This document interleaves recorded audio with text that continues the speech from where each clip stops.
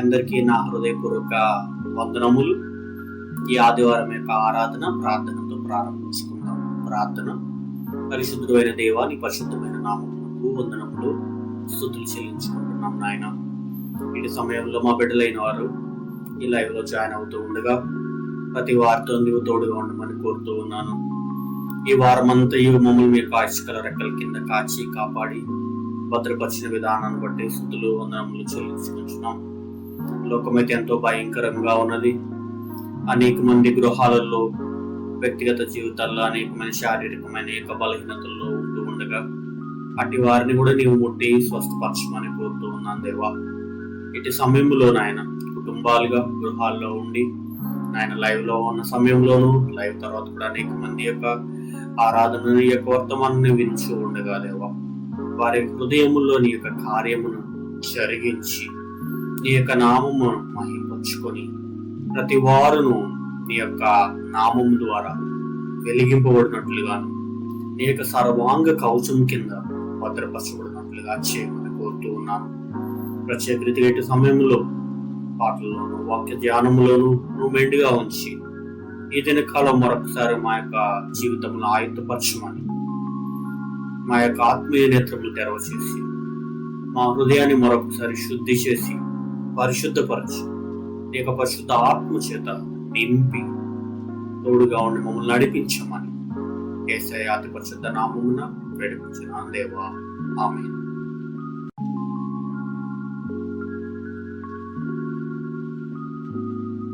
వాక్య భాగముగా కీర్తనల గ్రంథము 24వ అధ్యాయము ఉత్తరపచ్చిత రీతిగా చదువుకుందాం. మీ గృహాల్లో బైబిల్ తెచ్చినట్లయితే కీర్తనల గ్రంథము 24వ అధ్యాయము మొదటి నుండి చివరి వరకు చదువుకుందాం. భూమియు దాని సంపూర్ణతయు, లోకమును దాని నివాసులు యెహోవాయే.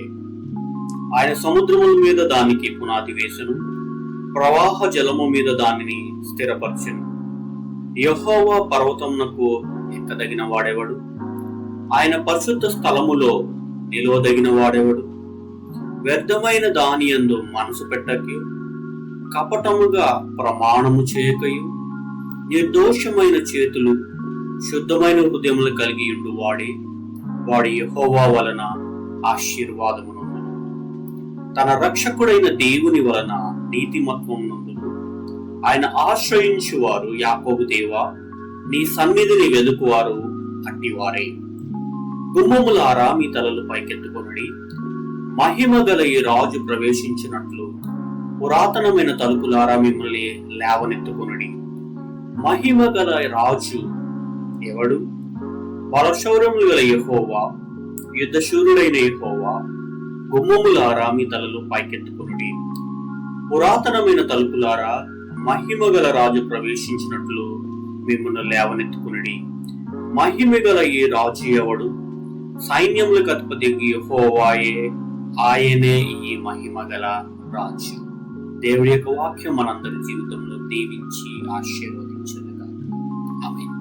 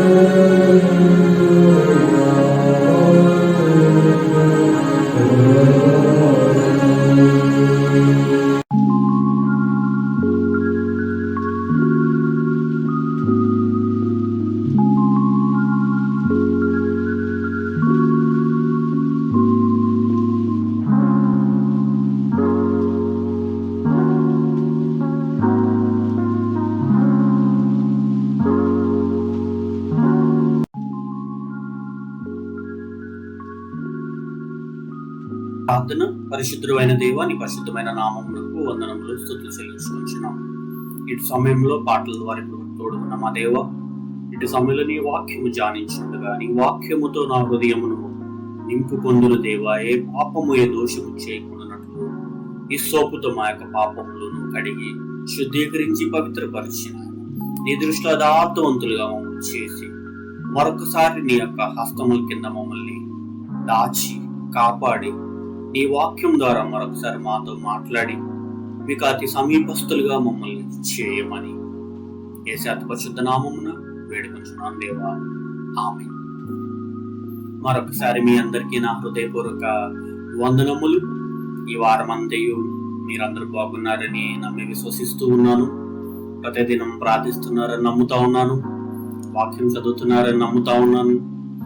ఈ యొక్క భయంకరమైన దినముల్లో అనేక మంది గృహాల్లోనే ఉంటున్నాము కాబట్టి దేవునకు అతి సమీపంగా వస్తూ అనేకమైన సమయాల్లో ఆయన పాదముల యొద్ద కృమ్మరించుకొని హృదయాంతరంగముతో కృతజ్ఞతాస్తుతులు చెల్లించు దేవుడు మన జీవితంలో చేసిన మేళ్లన్నిటినీ మరొకసారి జ్ఞాపకం చేసుకొని ఆయన ఎందుకు కృతజ్ఞతాస్తుతులు చెల్లించవలసిన ఇక సమయం.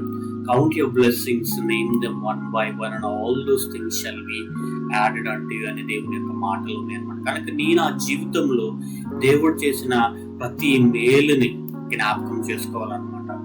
ఆయన నీ దోషములన్నిటినీ క్షమించువాడు, నీ సంకటములన్నిటినీ కుదుర్చువాడు అని దేవుని యొక్క మాటలు ఉన్నాయి. కనుక ఇటు సమయంలో ప్రభువా నా యొక్క దోషములన్నిటినీ క్షమించి నా ప్రతి పరిస్థితి నుంచి నన్ను విడిపించి నీ యొక్క ఆయుష్కల రెక్కల కింద మాత్రమే నాకు ఆశ్రయం కలుగుతుందని నమ్మి విశ్వసిస్తూ ఉండాలని ఆశపడుతూ ఉన్నాను. ప్రత్యేక ఇటు సమయంలో దేవుని యొక్క వాక్యాన్ని మనము ధ్యానించుకోవాలని ముందుకెళ్తూ ఉండగా ఇదే కాలము జ్ఞానము కలిగిన వారు ఎలా ఉంటారు అనేది దేవుని యొక్క వాక్యాన్ని మనము ధ్యానించుకుందాము. సామెతల గ్రంథము 1వ అధ్యాయము 5వ వచనం మనం చూసుకున్నట్లయితే, సామెతల గ్రంథము 1వ అధ్యాయము 5వ వచనంలో, జ్ఞానము గలవాడు విని పాండిత్యము వృద్ధి చేసుకును, వివేకము గలవాడు ఆలకించి నీతి సూత్రములు సంపాదించుకున్నని దేవుని యొక్క మాటలు ఉన్నాయి. జ్ఞానము గలవాడు విని, ఇక్కడ యొక్క రెండవ మాటగా ఏమనుందంటే వినుట. వినుట వలన విశ్వాసాన్ని మనము పొందుకోగలుగుతామంట. వినుట వలన మనము జ్ఞానాన్ని మనము పొందుకోగలుగుతాం. మన జీవితంలో ఎదురయ్యే ప్రతికూల పరిస్థితులన్నిటి నుండి జీవించటకును దైవ జ్ఞానాన్ని తప్పనిసరిగా ప్రతి వారము మనము పొందుకోవాలి. దైవ జ్ఞానము మనం కలిగి ఉంటే అది దేవుని చిత్తంలో మనము ఉన్నట్లే.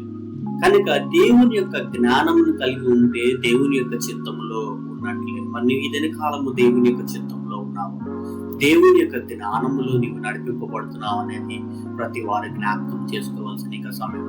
జనరల్ గా బైబిల్ ఏం చెప్తుందంటే 7 విషయాలను మీ ముందు ఉంచాలని ఇష్టపడుతూ ఉన్నాను. జ్ఞానం కలిగిన వారు ఎలా ఉంటారు అనే దాని మీద ఈ యొక్క మాటలు కొన్ని ధ్యానిద్దాము.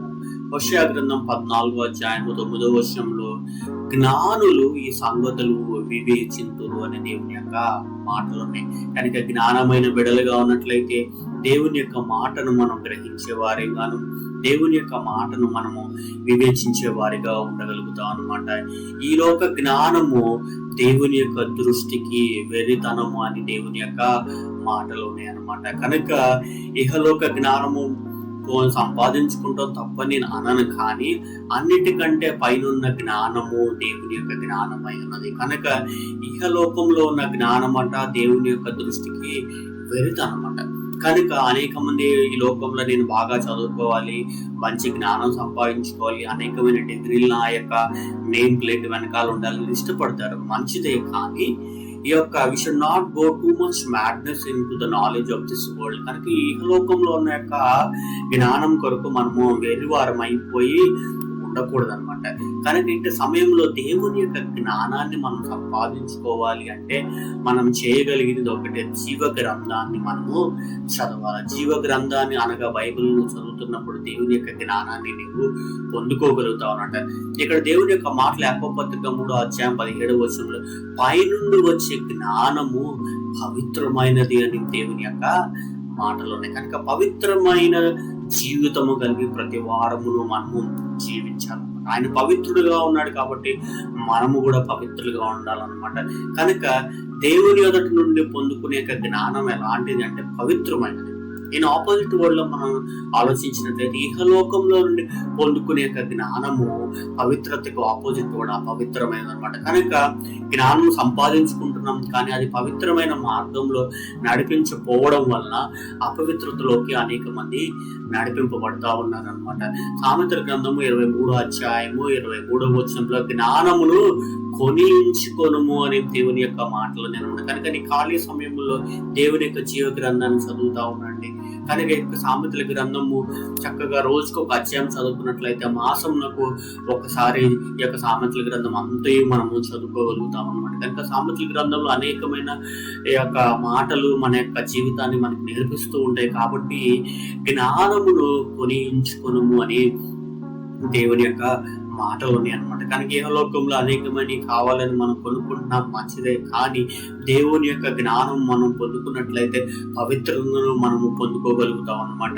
దేవుని యొక్క జ్ఞానమును మనము వివేచించగలుగుతూ ఉంటాం అనమాట. దేవుని యొక్క మార్గములో మనము నడిపింపబడుతూ ఉంటాం అనమాట. కనుక భయభక్తులు కలిగి ఉండుటయే జ్ఞానము అనే దేవుని యొక్క మాటలు ఉన్నాయి. కనుక భయము భక్తి, కనుక దేవుని యందు భయం ఉండాలా, దేవుని యందు భక్తి శ్రద్ధలు కలిగి కూడా మనం ఉండాలి. ఎప్పుడైతే దేవుని యందు భయభక్తులు కలిగి ఉన్నట్లయితే ఆ జ్ఞానాన్ని మనము సంపాదించుకున్నాం. చాలా మంది నాకు జ్ఞానం కావాలి, నేను అంతో చదువుతున్నాను కానీ నాకు గుర్తుండట్లేదు, జ్ఞాపక శక్తి ఉండట్లేదు, ఈ విషయం ఇందాకే నేను చేశాను కానీ అరే మర్చిపోయాను, ఈ విషయం ఇది తీసుకొద్దాం అనుకున్నాను, ఇప్పటి వరకే జ్ఞాపకం నేను మర్చిపోయానని ఈ లోకంలో అనేకమైన పర్యాయాల్లో మన జీవితాల్లో చూస్తూ ఉంటాం. కానీ దేవుని యందు భయభక్తులు కలిగి ఉన్నప్పుడు జ్ఞానాన్ని మనము పొందుకుంటాం. కనుక ఆయన యందు భయభక్తులు కలిగి ఉంటే నువ్వు పోగొట్టుకోవన్నమాట.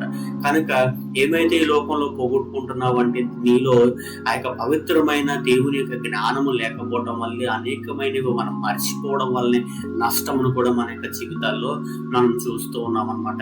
జ్ఞానము కలవాడు నీ యొక్క నామమును లక్ష్య పెట్టును అని దేవుని యొక్క మాటలు ఉన్నాయి. దేవుని యొక్క జ్ఞానం కలిగి మనం ఉన్నట్లయితే మనం దేవునికి ఇంపార్టెన్స్ ఇస్తాం, దేవునికి ప్రయారిటీ ఇస్తాం, దేవునికి ప్రాధాన్యత ఇస్తాం, దేవుని లక్ష్య పెడతాం అన్నమాట. కనుక దేవుని యొక్క జ్ఞానం కలిగి మనము జీవించాలన్నమాట. యెహోవా యొక్క చూపులు జ్ఞానులు గలవానిని కాపాడును అని సామెతల గ్రంథము 22:12 ఈ యొక్క మాటలు ఉంటాయి అనమాట. యెహోవా యొక్క చూపులు జ్ఞానము గలవానిని కాపాడును, తన రెక్కల క్రింద ఆశ్రయము కలుగునని దేవుని యొక్క మాట. ఇలాంటి యొక్క పాండమిక్ యొక్క సమయంలో, ఈ యొక్క భయంకరమైన యొక్క సమయంలో దేవుని యొక్క కనుదృష్టి మన పట్ల ఉండాలా, దేవుని యొక్క కనుచూపు మన కుటుంబాల పట్ల, మన సంఘం పట్ల, మన వ్యూవర్స్ అందరి పట్ల ఉంచాలని ఆ యొక్క ప్రార్థన మన అందరి యొక్క విన్నపమై ఉన్నది. కాబట్టి ఆయన యొక్క కనులు మన పట్ల ఉండాలని, ఆయన యొక్క చూపు జ్ఞానులు గల వారిని కాపాడును అని దేవుని యొక్క మాటలోనే. కనుక దేవుని యొక్క సన్నిధిలో మనం ప్రార్థన చేద్దాము. దేవుని యొక్క జ్ఞానాన్ని మనము కలిగి ఉండాలి. ఆయనే మనల్ని కాపాడువాడు అనమాట. ఆయన కొనుకోడు అని ఎదురపోడు అని దేవుని యొక్క మాటలు ఉన్నాయి. కనుక నిత్యము ఎల్లప్పుడూ సదాకాలము మనల్ని కాపాడేది ఆయనే. కాబట్టి ఆయన యందు మనము నమ్మిక కలిగి జీవించాలి. జ్ఞానము కలిగి ఉన్నట్లయితే ఇన్ని బెనిఫిట్స్ మనం పొందుకోగలుగుతాం అనమాట. కనుక మరి జ్ఞానం కలిగి ఉంటూ ఉన్నాం, మరి జ్ఞానం లేకపోతే మరి మన యొక్క విశ్వాస జీవితం అనేది ఎలా ఉంటుందో కూడా మనం జ్ఞాపకం చేసుకున్నట్లయితే సామెతల గ్రంథం 14వ అధ్యాయము 15వ వచనంలో కూడా దేవుని యొక్క మాటలు ఏమని ఉంటాయంటే, ప్రతి మాట జ్ఞానం లేనివాడు నమ్ముతాడు అనమాట. చాలా మంది చక్కగా మాటలు చాలా బాగా మాట్లాడతారు. మాటల్లోనే జనాలు ఎంతో మంది బొట్లో పెట్టుకుంటూ ఉంటారు, వాళ్ళ వలలో వేసుకుంటూ ఉంటారు. అది ఒక బిజినెస్ టాక్టిక్స్ అన్నమాట. మాటల్లో పెట్టి అనేకమైనవి దోచుకోగలిగిన యొక్క సామర్థ్యం లోపల అనేక మంది ఉన్నారన్నమాట. కానీ మనము దేవుని యొక్క జ్ఞానం కలిగి ఉండాలి. దేవుని యొక్క జ్ఞానం లేని వాడు ఏం చేస్తూ ఉంటారంటే, ప్రతి మాట నేనేం చెప్పినా నమ్మేస్తారు, మీరేం చెప్పినా నమ్మేస్తారు, పక్క వాళ్ళు ఏం చెప్పినా నమ్మేస్తూ ఉంటారు. కానీ ఆ యొక్క కంపారిటివ్ ఆ యొక్క మైండ్ ఆఫ్ స్పిరిట్ అనేది ప్రజల్లో కనిపించట్లేదు. ఎందుకు నువ్వు నష్టపోతున్నావు అంటే ఇదే రీతిగా అనేక మంది నేను నీకు ఇంత డబ్బు చెల్లిస్తే నేను ఇది ఇవ్వగలుగుతాను అని అనేక మంది ఎంతో మంది డబ్బులు వెచ్చించి జనరల్ గా ఎగ్జాంపుల్స్ గా ఉద్యోగాల కోసం అనేక మంది డబ్బులు పెడుతూ ఉన్నారు.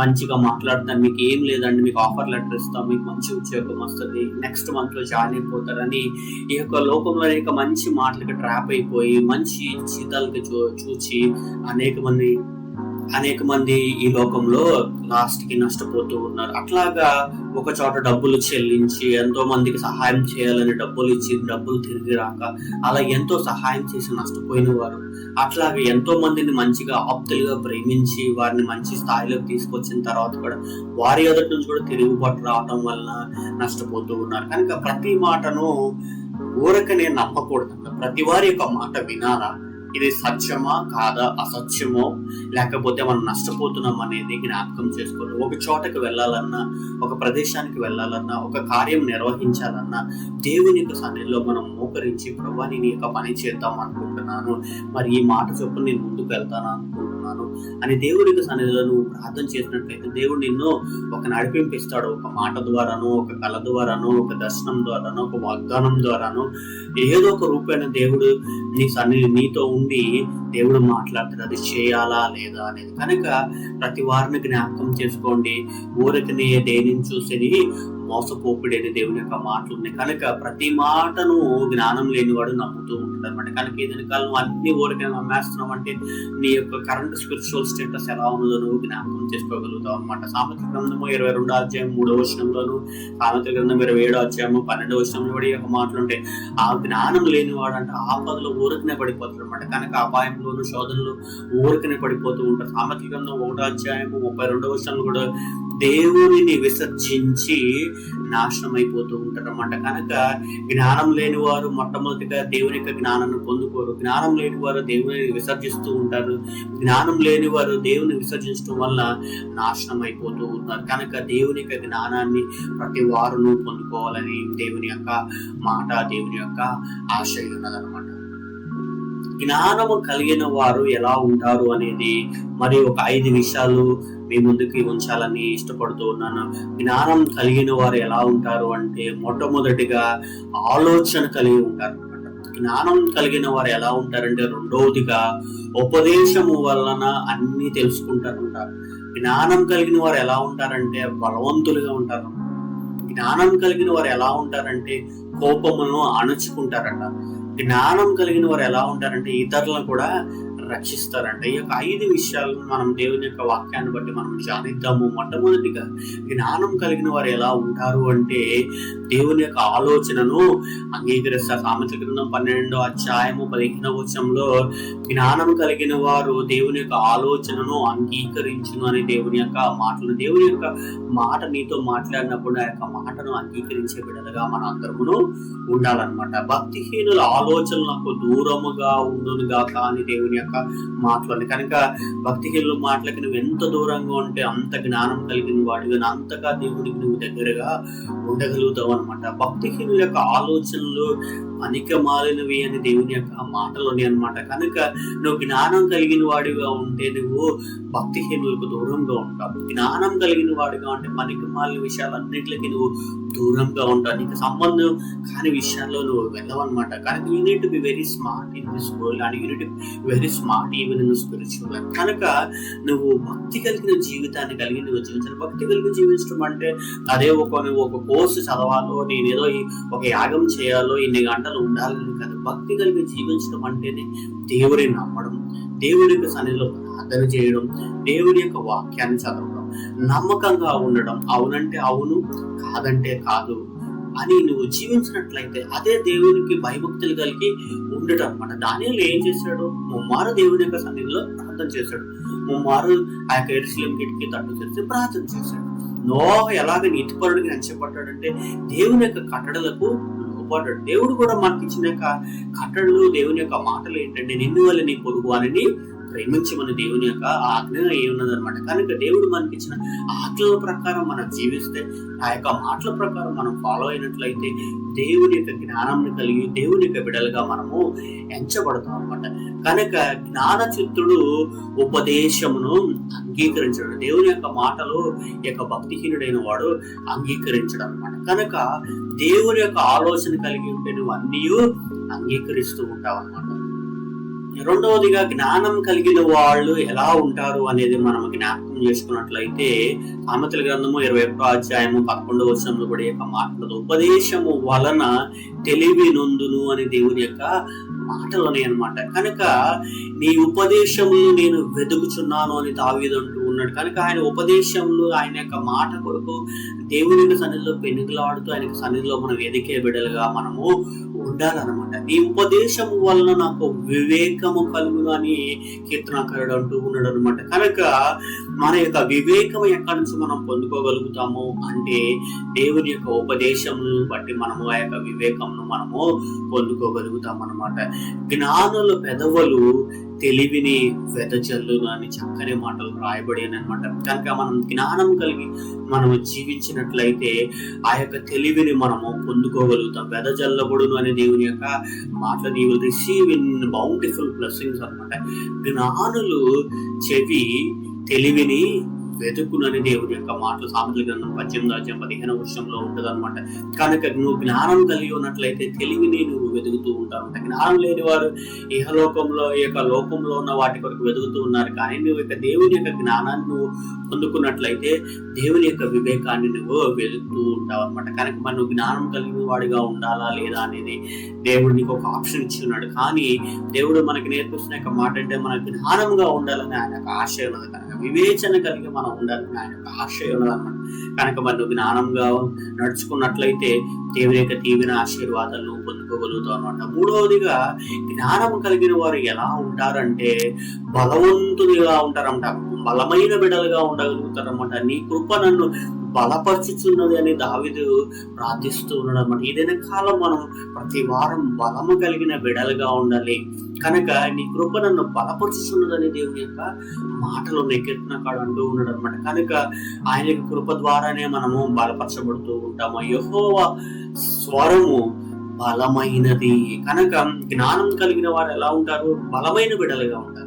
నాకు ఈ అనారోగ్యం అన్నది, నాకు బాగోలేదు, నాకు ఏంటో లాగా ఉంది, నేను పోగొట్టుకున్నాను, something always we lost, something we lost, ఏదో పోగొట్టుకున్నాము అన్న యొక్క జీవితంలో ఉండక మనం ఎలా ఉండాలంటే దేవుని యొక్క సన్నిధిలో బలాన్ని పొందుకోవాలి. ఆయన కృప ద్వారానే మనము బలపరచబడుతాము. ఆయన స్వరము ద్వారా మనం బలపరచబడతాం. అందుకనే కీర్తన గ్రంథం 29:4 ఏమన్నాడంటే యెహోవా స్వరము బలమైనది.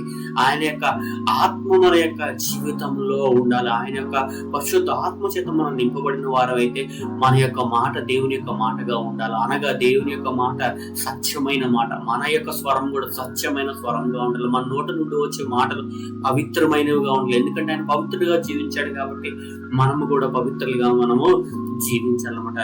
నా బలమైన ఆశ్రయ దుర్గము అని దావీదు అంటూ ఉన్నాడు అనమాట. కనుక జ్ఞానం కలిగిన వారు ఎలా ఉంటారంటే దేవుని యొక్క ఆశ్రయ దుర్గాన్ని పొందుకుంటారనమాట. నాలుగవదిగా జ్ఞానులైన వారు ఎలా ఉంటారు అంటే కోపమును అణచుకుంటారు. జనరల్ గా ఇహలోకంలో ప్రతి మానవునికి ఏదైనా నచ్చకపోతేనో, ఏదైనా వ్యతిరేకంగా మాట్లాడితేనో వెంటనే మనకి ఏమొస్తుంది అంటే కోపం అనేది సర్వసాధారణంగా ప్రతి మానవ యొక్క జీవితంలో ఉంటది అనమాట.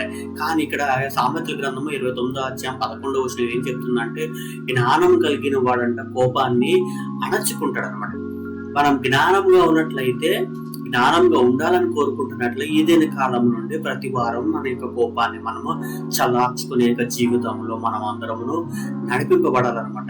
ఎందుకంటే గలతీ పత్రిక 5వ అధ్యాయం 19-20 వచనాల్లో దేవునికి అసహ్యమైనవి కొన్ని అక్కడ రాయబడి ఉంటాయి అన్నమాట. అందులో కూడా ఒకటి ఏంటంటే కోపం అనేది శరీర కార్యం అన్నమాట. శరీర కార్యంలో ఏమన్నా కానీ అక్కడ దేవుని యొక్క మాటలు రాయబడుతూ ఉంటాయి. అందులో ఒకటి కోపం అన్నమాట. కనుక మన యొక్క శరీరానుసారమైన ఇక లోకానుసారమైన జీవితాన్ని కలిగి ఉంటాడు. అలాంటి జీవితాన్ని కలిగి ఉంటే కనుక మనము జ్ఞానం లేని వారంగాను కోపం కలిగిన బిడలుగా ఉంటాం అనమాట. కనుక ఏదైనా కాలం నుండి యొక్క వాక్యం ఏంటన్నా నీవు జ్ఞానం కలిగిన వాడివై కోపము లేకోకుండా నీవు ఉండాలన్నమాట.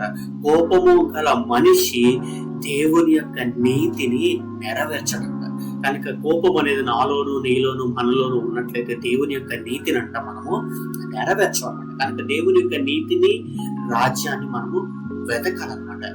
ఆయన యొక్క నీతి మన వైపు పారచూచును, ఆయన యొక్క నీతి మనలో మొలుచును అనమాట. కనుక నీతి కలిగి మనము జీవించాల. దీని లాస్ట్ గా నీతి యొక్క కిరీటాన్ని కూడా నీతి కిరీటాన్ని మనము పొందుకోవాలి అంటే జ్ఞానము కలిగిన బిడలుగా ఉండాలి. ప్రతి దానికి ఇంటర్లింక్ ఏంటంటే జ్ఞానం కలిగిన బిడలుగా మనం ఉన్నట్లయితే, అనగా దేవుని యొక్క ఆత్మ చేత నడిపింపబడే బిడలుగా మనము ఉండగలుగుతాం అనమాట. నిజమైన క్రైస్తవు ఎలా ఉండాలి అంటే కోపమును విసర్జించాలి అని దేవుని యొక్క మాటలోనే అనమాట. తీతుకు రాసిన పత్రిక 1వ అధ్యాయం 7వ వచనంలో కోపించుటకు నిదానించవలెను అని దేవుని యొక్క మాటలు. అనేకమైన సార్లు మన కోపం వస్తూ ఉంటది, వెంటనే వెళ్ళాలి, ఒక గొడవాడాలి, అసలు ఏంటి ఇలాగా అసలు అని అనేక మంది ఆలోచిస్తూ ఉంటారు. ఇంకొంతమంది ఎలా ఉంటారంటే, నేను కొంచెం కోపంగా నా యొక్క ఎపీరియన్స్ కనపరిస్తే వీళ్ళు భయపడతారు కాబట్టి కొంచెం కోపాన్ని చూపించాలి, కోపంగా ఉంటేనే ఇదే కాలం పని అవుతుందని అనేక మంది అనుకుంటారు. మంచిది, ఈ లోకంలో నీ యొక్క కోపాన్ని బట్టి, నీ యొక్క జ్ఞానాన్ని బట్టి పనులు అవ్వచ్చు, జరగవచ్చు, కానీ దేవుని యొక్క నీతిని మాత్రం మనం నెరవేర్చే బిడలుగా ఉండమన్నమాట. కోపించుటకు నిదానించవలెను అని దేవుని యొక్క మాటలు ఉన్నాయి. కనుక నువ్వు జ్ఞానం కలిగిన బిడ్డగా నువ్వు నడిపింపబడాలంటే ఈ దినకాలం నుంచి ఈ యొక్క వచనాలను నువ్వు జ్ఞాపకం చేసుకుని ప్రయత్నించి చూడు. కోపించుటకు నిదానించవలని దేవుని యొక్క మాటలు ఉన్నాయి అనమాట. కనుక జ్ఞానం కలిగిన బిడ్డగానే ఉండాలంటే 5వ మాటగా ఇతరులను కూడా మనము రక్షించాలి. ఎలా మనం రక్షించగలుగుతామంటే సామెతల గ్రంథం 11వ అధ్యాయం 30వ వచనంలో కూడా ఈ యొక్క మాటలు ఉన్నాయి. మన జ్ఞానం కలిగిన బిడ్డలుగా ఉంటే ఇతరులను కూడా మనము రక్షిస్తాం. యెహోషువ ఏమంటాడంటే, నేనును నా ఇంటి వారును యెహోవాను సేవించదని అంటున్నాడు. నోవహు కూడా ఆ యొక్క ఓడని కట్టే యొక్క సమయంలో కూడా ఏమంటున్నాడంటే, ఈ లోకము నశించిపోబోతుంది, 40 దినములు 40 రాత్రులు ప్రచండమైన వర్షం రాబోతున్నది కనుక ప్రతి వారిని మీరు అందరూ రక్షింపబడాలి, ఈ యొక్క ఓడలకు రండి అని నాకు 120 సంవత్సరంలో ఆ యొక్క ఓడ కట్టు సమయంలో బోధిస్తూనే ఉన్నాడు. కానీ ఎవరూ లోపడలేదు. కానీ నోవహు కుటుంబం మాత్రమే, ఆ యొక్క నేచర్ లో ఉన్న యొక్క జంతువులు మాత్రమే లోపలికి వెళ్ళబడి, కానీ మిగిలిన వారందరూ నశించిపోయారు. కానీ ఏదైనా కాలము దేవుని యొక్క వాక్యము నిన్ను నన్ను మనందరినీ రక్షిస్తూ ఉందన్నమాట. తన జ్ఞానము చేత ఆ పట్టణం అంతయు రక్షింపబడిన అని ప్రసంగి అంటున్నాడు. ప్రసంగి ఆ యొక్క 7వ అధ్యాయం 8వ అధ్యాయం 9వ అధ్యాయం ఆ యొక్క అధ్యాయాలన్నీ మీరు ఖాళీగా ఉన్న సమయంలో చదువుకున్నట్లయితే ఈ యొక్క మాటలు మనకి నేర్పిస్తూ ఉంటుందంట. జ్ఞానము దాన్ని పొందిన వాడు రక్షించిన, జ్ఞానము ద్వారా మనము రక్షింపబడతా ఉంటాం. జ్ఞానము చేత తన ప్రాణమును రక్షించును అని ప్రసంగి అంటూ ఉన్నాడు అనమాట. కనుక ఇదే కాలము ఈ యొక్క కోవిడ్ సమయంలో జ్ఞానము చేత మనం రక్షింపబడాలన్నమాట. అందుకని మనకి గవర్నమెంట్ కొన్ని గైడ్ లైన్స్ ఇచ్చిందనమాట. ఇలాగా మనం పాటించాలి, ఇలా ఉండాలి, జ్ఞానం కలిగి ఉండండి అంటున్నారు. కనుక వాక్యంలో ధ్యానిస్తుండేనే, వాక్యం బోధిస్తుండే కూడా మన యొక్క శరీర యొక్క జీవితాన్ని కూడా మనము భద్రంగా కాపాడుకోవాలి. కాబట్టి ప్రతి వారము మనకి సోషల్ డిస్టెన్స్ ను పాటించాలా, ప్రతి వారం మాస్క్ ధరించాలా, ఎక్కడ ఉన్నప్పటికీ ఎక్కడికి వెళ్ళినప్పటికీ వచ్చినప్పటికీ మన జ్ఞానము వల్లే జాగ్రత్తగా మనం ఉండవలసిన యొక్క దినాలు అనమాట. కనుక జ్ఞానం గలవారే ఉన్నప్పుడు మనం ఏమవుతూ ఉంటామంటే తన ప్రాణమును రక్షించును అనే దేవుని యొక్క మాటలు ప్రసంగి 9:15 రాయబడి ఉందంట. కనుక జ్ఞానం కలిగి జీవించండి, దేవుని చేత భద్రపరచబడాలని దేవుని యొక్క మాట. కీర్తనకారుడు ఏమంటున్నాడంటే రక్షించుటకు గుర్రము అక్కరకు రాదని దేవుని యొక్క మాటలు అనమాట. కనుక బైబిల్ గ్రంథం అంతే మనం చదివినట్లయితే జ్ఞానం కలిగిన వారు అనేక మంది ఉన్నారు. కనుక జ్ఞానం కలిగి ఎంతో మంది జీవించారు, జ్ఞానం కలిగి ఉన్న వారు హెచ్చింపబడ్డారు. అందులో కొన్ని మాటలు మనం ముందు జ్ఞాపకం చేసుకుంటాడు. యోసేపు జ్ఞానం కలిగి జీవించాడు అనమాట, దావీదు జ్ఞానం కలిగి జీవించాడు, సొలొమోను జ్ఞానం కలిగి జీవించాడు అనమాట. కనుక వీరు ఎలా ఉన్నారు, వారి యొక్క జీవితాలు మనం జ్ఞాపకం చేసుకోవాలంటే యోసేపు గురించి ఆదికాండం 41 నుంచి 47 అధ్యాయాల వరకు చదువుకోండి. దావీదు గురించి 1 సమూయేలు 14 చదువుకోండి. సొలొమోను గురించి 1 రాజు గ్రంథం 4 అంతే ఆ యొక్క వచనాలన్నీ మీరు కంటిన్యూషన్ లో మీరు చదువుకున్నట్లయితే వారు ఎలాగ జ్ఞానం కలిగి జీవించారు అనేది మనము చూడగలుగుతాం అనమాట. కనుక ఈ యొక్క 5 విషయాలు మనం జ్ఞానం కలిగి ఉండాలని దేవుని యొక్క మాటలు ఎలా ధ్యానించాము. జ్ఞానం కలిగిన వాడు, జ్ఞానం గలవారు ఎలా ఉంటారంటే ఆ యొక్క దేవుని యొక్క ఆలోచనలు అంగీకరిస్తారు, కానీ లోకంలో ఉన్న వాటిని ఏటిని అంగీకరించారనమాట. రెండోదిగా మనం ఏం ధ్యానించామంటే దేవుని యొక్క ఉపదేశాలను బట్టి తెలివిని పొందుకుంటారని దేవుని యొక్క మాటలు. మూడోది మనం ఏం ధ్యానించామంటే జ్ఞానం కలిగిన వారు బలవంతులుగా ఉంటారంట. నాలుగోదిగా జ్ఞానం కలిగిన వారు వారి యొక్క కోపాన్ని అణుచుకుంటారంట. ఐదోదిగా జ్ఞానం కలిగిన వారు ఇతరుల్ని రక్షిస్తారన్నమాట. కనుక మనము కూడా జ్ఞానం కలిగి జీవించినట్లయితే దేవుని యొక్క కుడి పార్శ్వాన ఆయన వచ్చే దినాన మనం కూడా ఉండగలుగుతాం. కనుక మనం జ్ఞానం కలిగి జీవిస్తావా, జ్ఞాపకం చేసుకో. ఇందాక వాక్య భాగంలో మనం చదివిన రీతిగా 2 మాటలు ఉన్నాయి అనమాట. సామెతల గ్రంథం 1:5 జ్ఞానము గురించి, వివేచన గురించి. జ్ఞానం గురించి మనం ధ్యానించాము, ఇప్పుడు వివేచన గురించి కూడా మనము ధ్యానిద్దాము. సామెతల గ్రంథము 1:5 జ్ఞానం గలవాడు విని పాండిత్యము వృద్ధి చేసుకున్నాం. ఎలా జ్ఞానం కలిగిన వాడిగాను ఉన్నట్లయితే ఇందాక మనం ధ్యానించిన రీతిగా దేవుని యొక్క జ్ఞానాన్ని నువ్వు పొందుకోగలుగుతావు, విని పాండిత్యంను వృద్ధి చేసుకుంటావు అనమాట. దేవుని యొక్క జ్ఞానాన్ని నువ్వు వృద్ధి చేసుకోగలుగుతావు. 2వ లైన్లో వివేకము గలవాడు ఆలకించి నీతి సూత్రములు సంపాదించుకోను. కనుక ఇప్పుడు వివేకాన్ని మనం ఎలాగ సంపాదించుకోవాలి, వివేకం కలిగి మనం ఉన్నట్లయితే దేవుని యొక్క నీతి సూత్రం ఎలా సంపాదించుకోవాలనేది దాని 2వ భాగాన్ని కూడా మనం ధ్యానించుకుందాం అనమాట. ఇక్కడ ప్రతి క్రైస్తవుడు ఎలా ఉండాలంటే వివేకము సంపాదించుకోవాలి. ప్రతి క్రైస్తవుడు వివేకము ఎంతో అవసరమైనది ప్రతి క్రైస్తవునికి. కనుక వివేకమైన జీవితం అనగా పవిత్రమైన జీవితం కలిగి ఉండటకు మనం అందరము ప్రయత్నించాలా, మనం అందరము ప్రయాసపడాలన్నమాట. కనుక దేవుని యొక్క వాక్యం మనకి ఏం బోధిస్తా ఉన్నదంటే నువ్వు వివేకం గలవాడిగా నీవు ఉండాలి అంటే కీర్తన గ్రంథము 14:2 వివేకము కలిగిన వారే దేవునిని వెతుకువారు అని దేవుని యొక్క మాటలు. వివేకం కలిగి నువ్వు జీవిస్తే ఆటోమేటిక్ గా నీవు దేవుని వెతుకుతూ ఉంటావు. నువ్వు దేవుని వెతకట్లేదు అంటే నువ్వు వివేకాన్ని నువ్వు పొందుకోవట్లేదు అనమాట. పాముల వలె వివేకమును కలిగి ఉండండి అని దేవుని యొక్క మాటలు ఉన్నాయి అనమాట. కనుక వివేకమైన జీవితంలో జ్ఞానం కలిగి మనం జీవించవలసిన యొక్క దినాల్లో దుష్టత్వమును విడిచుటయే వివేకము. ఎక్కడైతే పాపం ఉంటుందో అక్కడ దుష్టత్వం ఉంటది, ఎక్కడైతే చెడుతనం ఉంటుందో అక్కడ దుష్టత్వం ఉంటది, ఎక్కడైతే సాతానుడు తిష్టు వేసి ఉంటాడో అక్కడ దుష్టత్వం ఉంటది అనమాట. కనుక దుష్టులకు దూరముగా మనం ఉండాలి. అందుకనే కీర్తనలో 1:1 దుష్టుల ఆలోచన చొప్పున నడవక, పాపుల మార్గమున నిలువక, అపహాస్యకులు కూర్చున్న చోటున కూర్చుండక అని దేవుని యొక్క మాటలు ఉన్నాయన్నమాట. కనుక దేవుని యొక్క మాట మనకి ఏం సెలవిస్తుందంటే దుష్టత్వంను విడుచుటయే వివేకము. కనుక పాపమునకు దూరంగా ఉండండి, దేవునికి అసహ్యమైన వాటికి దూరంగా ఉండండి.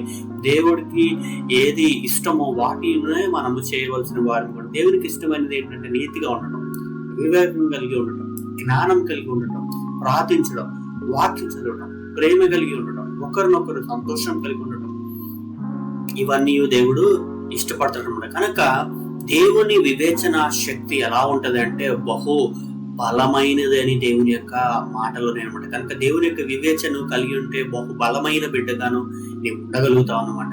నీ మాట చొప్పున నాకు వివేచనింపు అని కీర్తనాకారుడు అంటూ ఉన్నాడు అనమాట. కనుక దేవుని యొక్క మాటను బట్టి ఆయన ఎదుట నుండి మనం వివేచన పొందుకున్నట్లయితే మనము గొప్ప ధైర్యవంతులుగాను బలవంతులుగా మనము ఉండగలుగుతాం అనమాట. కనుక సామెతల గ్రంథము 2:11 ద్వారా మనం నేర్చుకునేది ఏంటి అంటే వివేకం కలవారు ఎలా ఉంటారు అనే దాని గురించి మనం జ్ఞాపకం చేసుకున్నాం. వివేకం కలిగిన వారు ఎలా ఉంటారంటే మరి ఒక 6 విషయాలు మనం జ్ఞాపకం చేసుకుందాము. వివేకం కలిగిన బిడ్డలు ఎలా ఉంటారంటే దేవుని యొక్క శాసనాలని అనుసరిస్తారు. వివేకం కలిగిన వారు ఎలా ఉంటారంటే దేవుని యొక్క మాట ద్వారా ప్రవర్తిస్తూ ఉంటారంట. వివేకం కలిగిన వారు ఎలా ఉంటారు అంటే ఆయన నడతలు యందు బాగా కనిపెట్టుకొని ఆయన ఇచ్చిన మార్గాల్లో నడుస్తూ ఉంటారంట. వివేకం కలిగిన వారు ఎలా ఉంటారంటే చక్కగా ప్రవర్తించి ఆయన మార్గంలో నడుస్తూ ఉంటారంట. వివేకం కలవారు ఎలా ఉంటారంటే శాంతి గుణములు కలిగి ఉంటారంట. వివేకం కలిగిన వారు ఎలా ఉంటారంటే జ్ఞానము కలిగి దేవుని యొక్క మాటలు వినేవాళ్ళుగా ఉంటారంట. కనుక మనం వివేకంగా ఉండాలి అంటే మరి ఈ 6 విషయాలను మనం జ్ఞాపకం చేసుకున్నాం. అందులో మొట్టమొదటిగా వివేకం కలిగిన బిడ్డలు ఎలా ఉంటారంటే దేవుని యొక్క శాసనములను అనుసరిస్తూ ఉంటారు. అది కీర్తన గ్రంథము 111 అధ్యాయం 10వ వచనంలో కూడా దేవుని యొక్క మాటలు రాయబడి ఉంటాయి. నీ శాసనములు శాశ్వతమైన నీతి గలవి అని కీర్తనకారుడు 119, 144 వచనంలో అంటూ ఉన్నాడు అన్నమాట. కనుక దేవుని యొక్క శాసనములు ఎలాంటివండి? శాశ్వతమైనవి. రెండవది అవి నీతి కలిగినవి అనమాట. కనుక మన జ్ఞాపకం చేసుకోవాల్సిన శాశ్వతమైన నీతిని మనము కలిగి ఉండాలన్నమాట. ఆయన శాసనములు మనము గైకొనాలి. ఆయన మనకి ఇచ్చిన యొక్క మాటలన్నీ గైకొనాలి. నీవు జీవిస్తున్న ఈ దినాల్లో కూడా వివేకం కలిగి దేవుని యొక్క వాక్యాన్ని బట్టి దేవుని యొక్క శాసనములు నీవు నడుచుకున్నట్లయితే దేవుడు ఏమంటున్నాడు? తన దినమును ఘనంగా ఆచరించిన దేశం యొక్క ఉన్నతమైన స్థలాల్లో ఉంచుతాను అంటున్నాడు అనమాట. కనుక దేవుని యొక్క మాటలు దేవుని యొక్క శాసనములు కలిగి నీవు నడిచినట్లయితే, నువ్వు నీతి కలిగి నీవు జీవించినట్లయితే శాశ్వతమైన నీతిని నీవు పొందుకుంటావు. ఆయన యొక్క శాసనములు గైకున్నట్లయితే దేవునికి దీవెన ఆశీర్వాదాన్ని నీవు పొందుకోగలుగుతావు అన్నమాట. రెండవదిగా వివేకముతో మనము ప్రవర్తించాలంట. వివేకంగా ప్రవర్తించాలి అంటే కీర్తన 1:1-2 కూడా ఈ యొక్క మాటలు ఉంటాయి. వివేకంతో మనం ప్రవర్తించాలని. వివేకం గలవాడు చక్కగా ప్రవర్తిస్తాడంట. వివేకం గలవాడు నాయకుడై యుద్ధము చేస్తాడంట. నువ్వు వివేకంగా ఉంటే దేవుడు నిన్ను ఉన్నతమైన స్థానంలో తీసుకొచ్చి నిన్ను ఒక నాయకుడైన బాధ్యతలోకి నిన్ను తీసుకొచ్చి నిన్ను ముఖ్యమైన స్థితిలో నిన్ను ఉంచుతాడన్నమాట. కనుక జ్ఞానము సంపాదించుకోవాలా, వివేకాన్ని కూడా మనము సంపాదించుకోవాలన్నమాట. దావీదు ఏం చేశాడంటే బహు వివేకం కలిగి ప్రవర్తించడం. కనుక మనం కూడా దావీదు వలె వివేకం కలిగి మనము నడవాలి. నా ప్రవర్తన స్థిరపడి ఉండిన ఎడల ఎంత మేలు అని దేవుని యొక్క మాటలు ఉన్నాయి. కనుక మన యొక్క ప్రవర్తన, మన యొక్క జీవితం అనేది చాలా ముఖ్యమైనది. వివేకం కలిగి ఉండాలంటే మూడవదిగా తమ యొక్క నడతలను బాగుగా కనిపెట్టుదురు. ఆ యొక్క మాటలు సామెతలు 14:15 కూడా ఈ యొక్క మాటలు రాయబడి ఉన్నాయి అన్నమాట. ఒకని నడత యెహోవా చేత స్థిరపరచబడును అని కీర్తన 37:23 కూడా దేవుని యొక్క మాటలు ఉన్నాయి అనమాట. కనుక దేవుని చేత మనం స్థిరపరచబడాలన్నమాట. వారి నడత కనిపెట్టే జ్ఞానమును తెచ్చుకొనుము. దేవుని యొక్క సన్నిధిలో మనము జ్ఞానాన్ని పొందుకోవాలన్నమాట.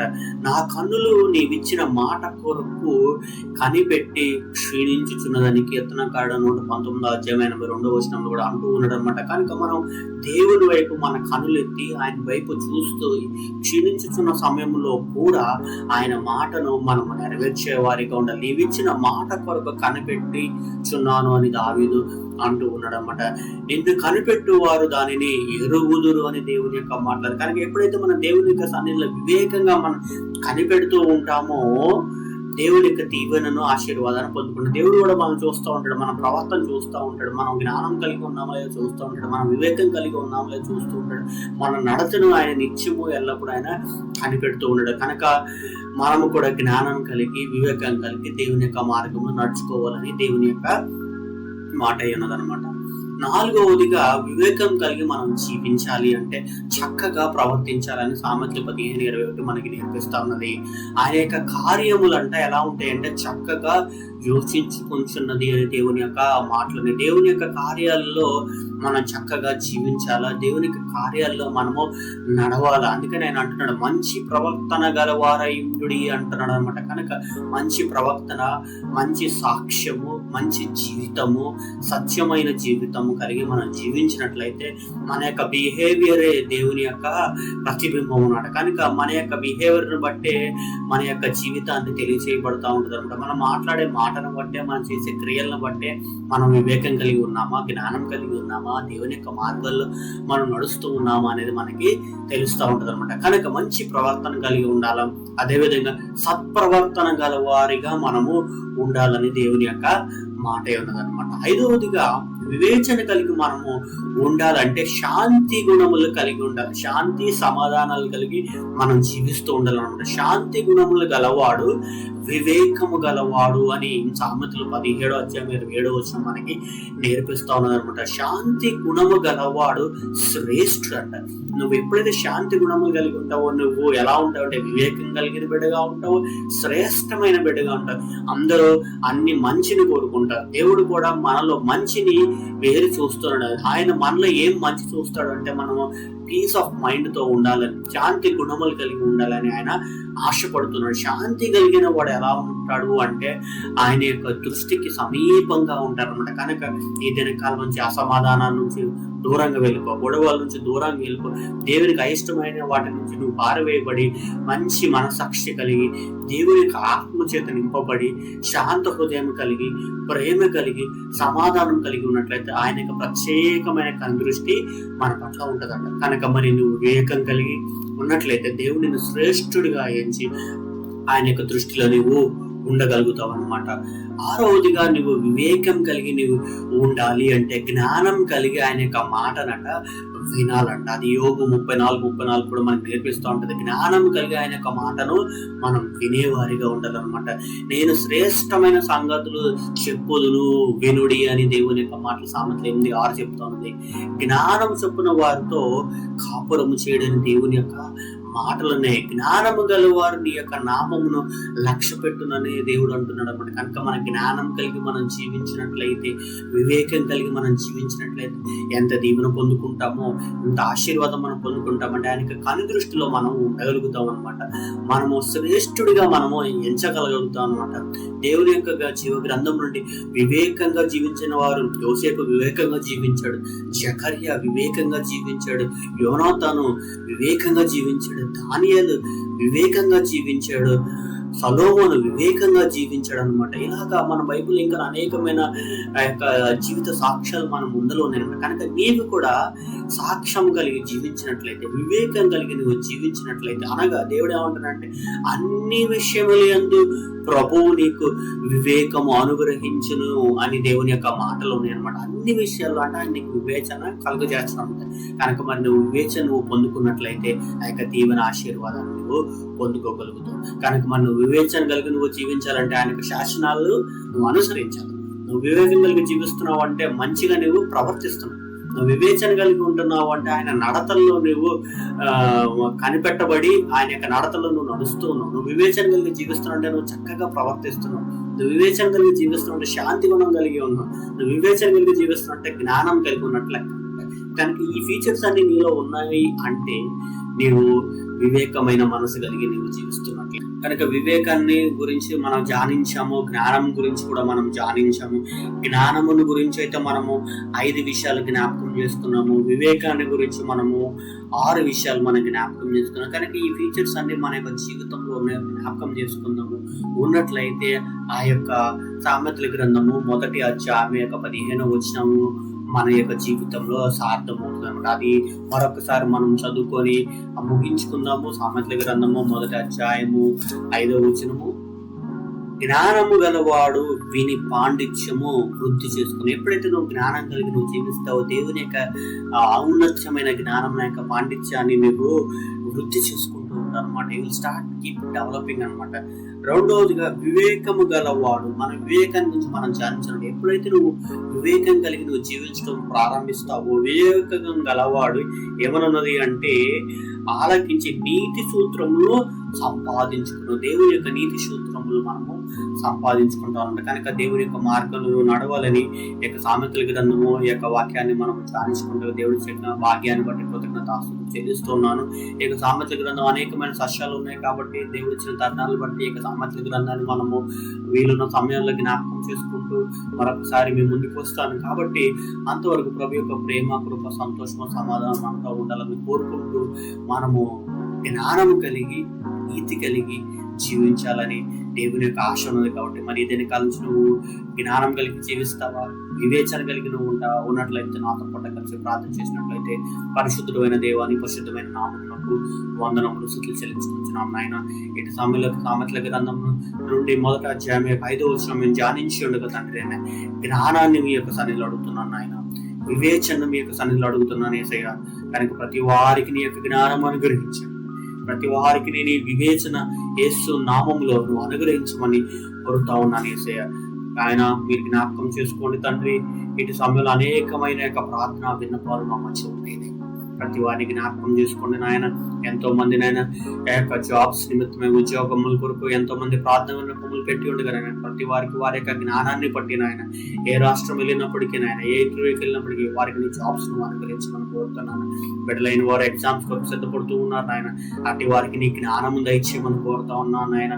ఎంతో మంది నాయన నాయన బైబిల్ చదువుతూ ఉన్నారు కానీ అందులో ఉన్న సత్యాలు తెలుసుకోలేకపోతున్నారు. అటు వారికి నీ యొక్క జ్ఞానాన్ని మెండుగా నువ్వు అనుగ్రహించమని కోరుతా ఉన్నాను యేసయ్య నాయన. నీ యొక్క జ్ఞానాన్ని బట్టి మేము ఆరోగ్యంగా, నీ యొక్క జ్ఞానాన్ని బట్టి మేము బలవంతులుగా చేయబడతాం నాయన.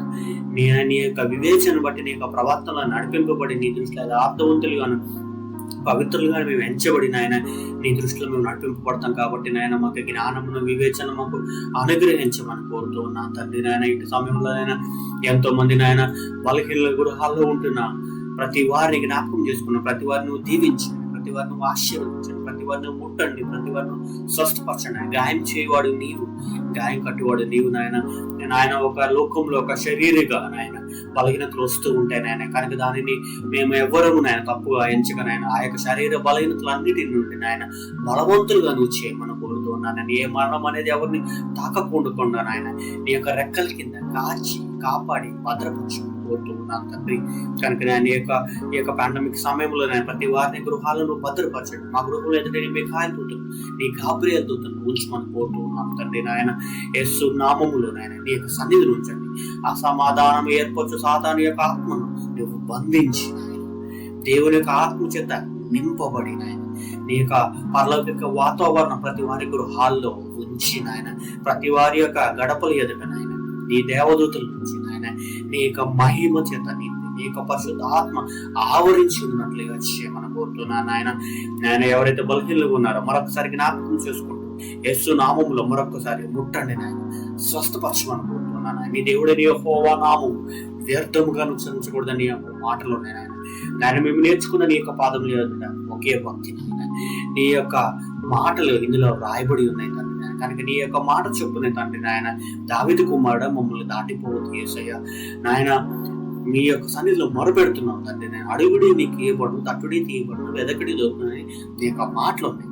కనుక నాయన మాకు కావాల్సింది మిమ్మల్ని అడుగుతున్నాం అంతేనాయన. కనుక ఇంటి సమయంలో స్వస్థత కావాలని మిమ్మల్ని అడుగుతున్నాం నాయన. నాయన మా యొక్క అవసరతలు సమకూర్చమని మిమ్మల్ని అడుగుతున్నాము నాయన.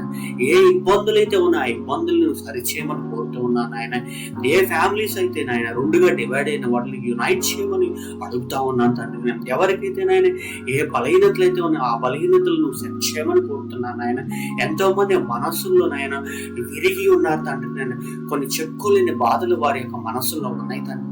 అటు వాటిని నువ్వు నెమ్మదింపు చేసి నాయన ప్రతి పరిస్థితుల నుంచి నువ్వు నిమ్మలించి నాయన వారిని నువ్వు బలపరచమని నేను కోరుతున్నాను తండ్రి నాయన. ఇటు సమయంలో నాయన నీ యొక్క జ్ఞానాన్ని ప్రతి వారికి అనుగ్రహించండి, నీ వివేకాన్ని ప్రతి వారికి అనుగ్రహించమని కోరుతున్నాను. సమయంలో నాయన మా దేశాన్ని జ్ఞాపకం చేసుకోండి నాయన. నీవు చేసిన యొక్క సృష్టిని మరొకసారి జ్ఞాపకం చేసుకుంటున్నాను తండ్రి నాయన.